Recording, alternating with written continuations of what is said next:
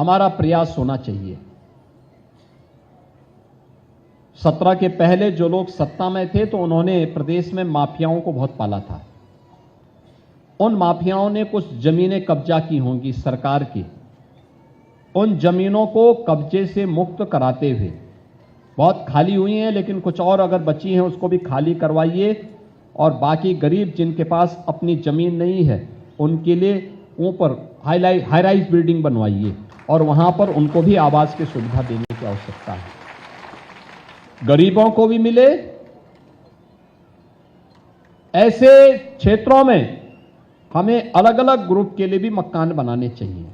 गरीब के लिए तो आवास पहली प्राथमिकता है, लेकिन अधिवक्ताओं को भी मिले, चिकित्सकों को भी बने, शिक्षकों के लिए भी बने, पत्रकारों के लिए भी बने।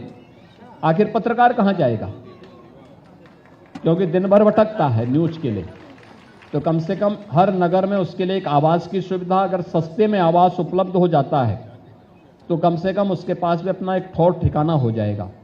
ये सभी सुविधा हर नगर में हमें करनी चाहिए, हर जनपद में करनी चाहिए। कम से कम जनपद स्तर पर हम पहली बार इसको करेंगे।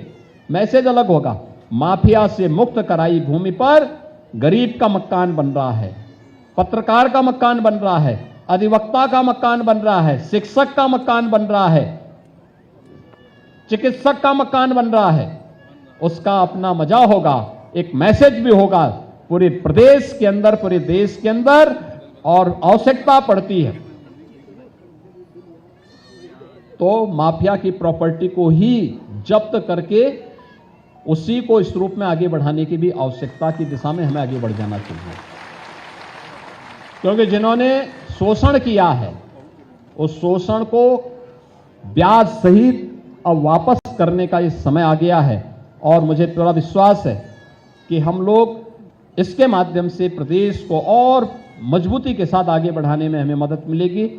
एक बार फिर से प्रधानमंत्री आवास योजना के 90,000 से अधिक लाभार्थियों को आज नवरात्रि के पहले इस सुविधा का लाभ प्रदान करने के लिए नगर विकास को, आवास विकास विभाग को मैं हृदय से, आवास विकास को मैं हृदय से बधाई देता हूं।